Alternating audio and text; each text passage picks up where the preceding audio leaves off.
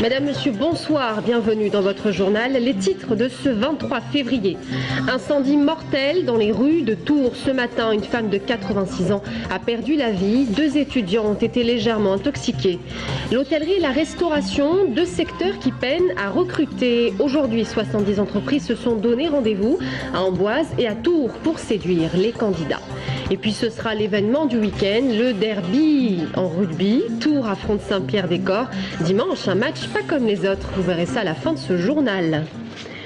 Bonsoir à Tours à tous. On commence avec ce drame. Une femme de 86 ans a perdu la vie dans l'incendie d'un immeuble ce matin à Tours. Cette femme en fauteuil roulant a été littéralement prise au piège par les flammes.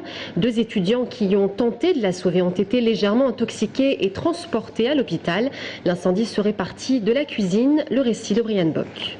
Il est aux alentours de 9h30. Un feu se déclare au 2e étage d'un immeuble situé 24 rue Franklin-Roosevelt à Tours. Une personne âgée se trouve à l'intérieur. C'est alors que des étudiants d'un centre de formation situé en face essayent de la secourir à l'aide d'extincteurs. C'est arrivé à 9h30, 10h. Et en fait, tout le monde a commencé à courir. Donc on s'est posé des questions, on s'est rapprochés. Et on a vu des flammes sortir de l'appartement du 2e étage. C'est les voisines qui ont dû alerter un petit peu autour s'ils avaient des extincteurs ou pas. Donc c'est là qu'en fait on a vu d'autres gens de l'autre classe qui sont sortis donc avec des extincteurs et puis après les pompiers sont arrivés. Un incendie s'est déclaré et par rapport à l'ampleur du sinistre, 2 étudiants ont pris des extincteurs et sont allés porter secours à la personne. Mais ils n'ont pas réussi, en fait quand ils sont rentrés il y a toute la fumée qui est venue sur eux et du coup ils sont partis à l'hôpital eux aussi après.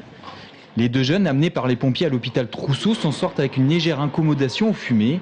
La personne de 86 ans en fauteuil roulant qui était enfermée à l'intérieur, la porte verrouillée est décédée. L'origine de l'incendie reste indéterminée.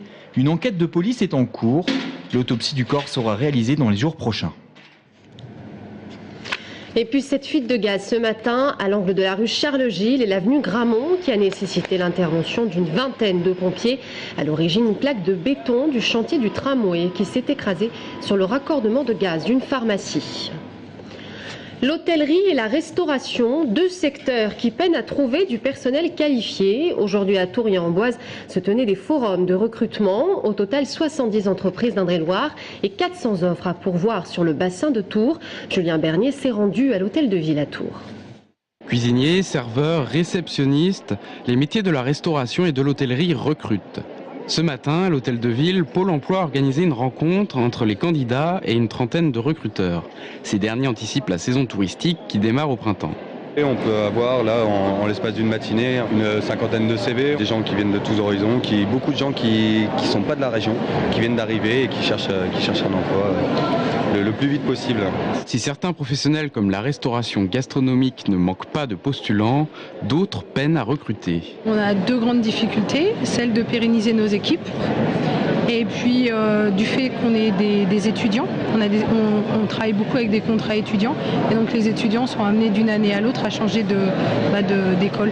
Notre profession est une profession difficile avec des horaires un peu contraignants et les jeunes cherchent plutôt le confort. D'autres pointent l'orientation et le manque d'aptitude des candidats. On a du mal à recruter depuis plusieurs années maintenant. Des difficultés par manque de compétences, manque de sérieux, manque de formation.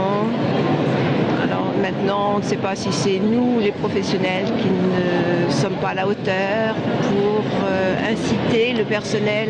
Dans certaines branches, l'offre est supérieure à la demande et les candidats se retrouvent en position de force. Sur certains postes, un cuisinier par exemple, quelqu'un qui a beaucoup d'expérience, il a beaucoup de choix en termes d'offres. Donc effectivement, il peut faire jouer un petit peu la concurrence, ce qui n'est pas le cas dans tous les secteurs et tout. À vrai dire, en sommellerie, c'est assez facile à trouver vu qu'il y a beaucoup de recherches et peu d'offres. Pour l'instant, oui, j'ai la chance de pouvoir choisir mon employeur moi-même. Et avis aux candidats, plus de 400 offres d'emploi sont à pourvoir dans ces secteurs au niveau du bassin de Tours. Et à quelques semaines de l'élection présidentielle, la campagne bat son plein. Marine Le Pen sera en meeting à Châteauroux ce dimanche, la candidate du Front National à l'élection présidentielle qui est toujours en quête de ses 500 parrainages. En Indre-et-Loire, ses militants continuent de démarcher les élus. À ce jour, ils n'auraient recueilli que 2 à 3 promesses, d'après le secrétaire départemental du FN, Gilles Godefroy. Nathalie Arthaud, candidate de lutte ouvrière à la présidentielle, est en meeting au Sanitas ce soir à Tours. Elle sera notre invitée de la rédaction dans quelques minutes. Et puis, comme tous les 15 jours, gros plan sur les coulisses de la politique tourangelle. Un véritable feuilleton que nous raconte Florent Carrière.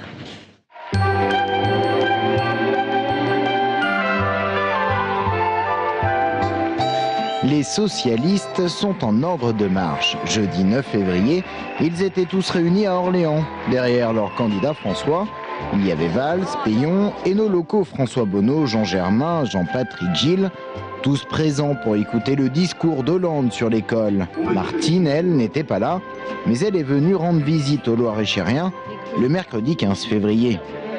Cette campagne pour l'élection présidentielle, elle va se jouer près du terrain, en allant rencontrer ceux que parfois on ne voit jamais. Mais visite express de Martine Aubry, au programme conférence de presse et visite du foyer des jeunes travailleurs de Blois. En Indre-et-Loire, on a reçu près de 100 000 tracts à distribuer pour la campagne présidentielle.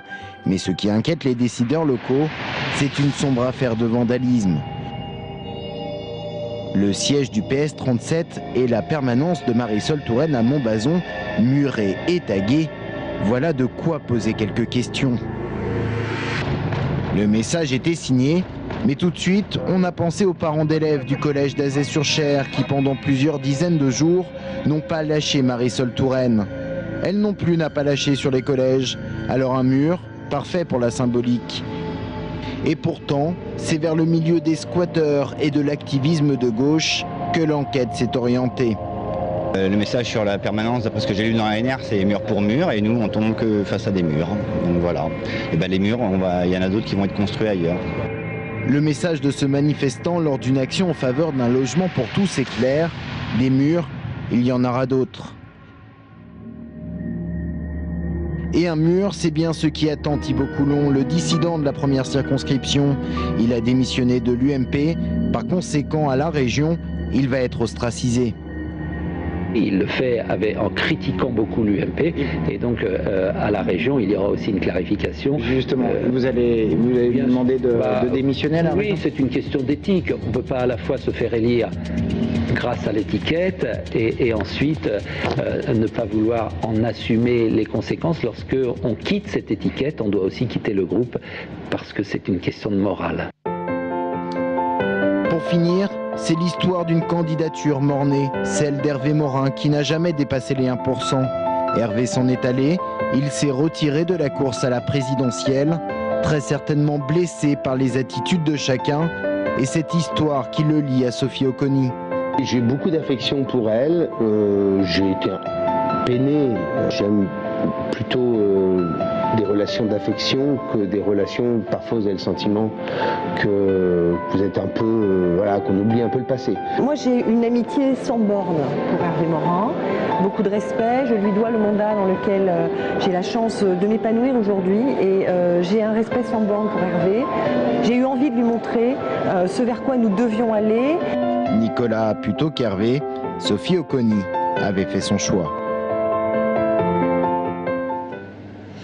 Et on passe au sport à présent, avec du foot tout d'abord. Après le match nul concédé à domicile face au Havre, les Tourangeaux auront à cœur de faire mieux sur la pelouse d'Amiens pour le compte de la 25e journée de Ligue 2. Aujourd'hui, les hommes de Peter Zeldler se sont entraînés au stade de la Vallée du Cher. On écoute l'entraîneur au micro d'Anaïs Michaud. On peut aussi voir un avantage dans le fait des matchs rapprochés, c'est-à-dire on est dans le rythme. Alors on est dans le rythme mentalement, aussi physiquement, avoir là ça fait 72 heures d'un match à l'autre, c'est normalement la récup idéale pour refaire un match de football. Physiquement on est pas mal, bon la fraîcheur c'est quand même pour Amiens, c'est clair, mais ça joue pas, il faut pas que ça joue un rôle. Il n'y a pas de match facile, mais une équipe qui est en dernier, c'est des matchs très très difficiles.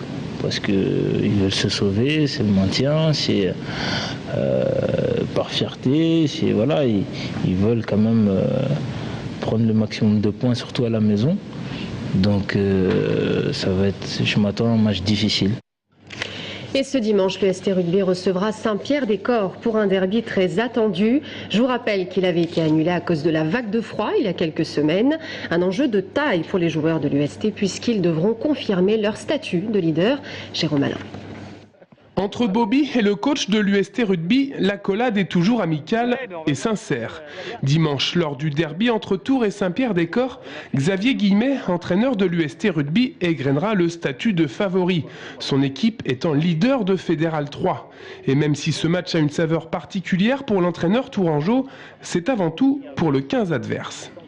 Pour l'équipe de Saint-Pierre, c'est un match événement parce qu'il y a beaucoup de joueurs de Saint-Pierre qui sont passés par l'US Tour, donc ils ont toujours à cœur de montrer face à leur ancienne équipe ce qu'ils valent.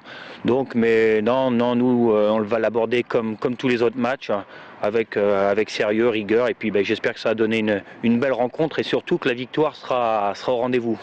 Jean-Claude Maurice, le président de l'USSP, connaît bien le Stade Tonlé. Alors pour lui, ce match entre les deux voisins est un peu spécial. Le derby contre l'US Tours, c'est toujours particulier, d'une part parce que c'est mon ancien club et pas mal de joueurs de Saint-Pierre-des-Corps ont joué à Tours, alors donc c'est toujours particulier un derby. J'ai commencé ici petit, j'ai joué pendant 15 ans, donc c'est vrai qu'il va y avoir pas mal d'émotions, je pense, au moment du coup d'envoi. Le coup d'envoi justement sera donné non pas à 15h mais à 14h30, un horaire un peu avancé du fait du tournoi Destination. Le 15 de France jouant l'Écosse ce dimanche à 16h. Et on l'a appris aujourd'hui, la programmation du Printemps de Bourges vient d'être dévoilée, le rendez-vous musical qui se tient chaque année à Bourges. Alors je vous dévoile quelques noms, le 24 avril Brigitte, Benabar, le 25 Dionysos, Dominique A, Camille et Ben Howard, le 27 avril Zebda et Oxmo Puccino ou encore The Raptures et des artistes de la région centre comme Crane Angels et les Sœurs Moustaches. Voilà, on termine ce journal avec une exposition originale, celle de Bertrand Lamarche au Centre de création contemporaine de Tours. Une exposition qui s'intéresse à la notion de temps et d'espace, une création qui accorde une grande place à l'imaginaire du visiteur. C'est une exposition qui invite à une déambulation dans un espace-temps qui se voudrait un peu en parallèle et qui essaye de travailler les notions d'échelle et de distorsion temporelle. Bertrand Lamarche était déjà passé par le CCC de Tours en 1998 avec Bruit secret. Plus de 10 ans après et une multitude d'expositions à Tokyo, au Canada et à travers toute la France, le plasticien propose aujourd'hui un travail unique entre vidéo, création originale et maquette. Comme ici, le Grand Cèdre Bleu, l'une des plus grandes barres d'Europe de l'époque et ses 400 mètres de long, construite à Nancy dans les années 60. Je trouvais intéressant de ramener ici un bâtiment qui n'existe plus et de raviver, non pas forcément un souvenir ou une mémoire, mais de créer une distorsion temporelle où le bâtiment passe dans un autre espace-temps qui est celui de l'exposition. L'urbanisme sous toutes ses formes a toujours été présent dans le travail de Bertrand Lamarche. Le plasticien a également une fascination pour les phénomènes météo, comme ici avec cet appareil à brume. Le résultat est surprenant. Dans mon travail, j'ai toujours essayé de modéliser des choses qui m'intéressaient dans le monde. La modélisation de la météorologie est apparue. D'abord dans un travail sur les vortex, où j'ai fabriqué des machines à tornades. Et puis tout simplement après, en manipulant ces brumes, cette cartographie est arrivée un peu par hasard, d'étaler de la brume sur une table et de voir un peu comment après elle dessinait des formes dans l'espace. L'exposition est donc visible jusqu'au 27 mai au CCC de Tours, 55 rue Marcel Tribut, du mercredi au dimanche de 14h à 18h. L'entrée est libre, alors n'hésitez pas, le travail atypique de Bertrand Lamarche vaut le détour. Voilà un sujet signé Jérôme Alain. Dans un instant, restez avec nous. Nathalie Arthaud sera notre invitée de la rédaction. À tout de suite.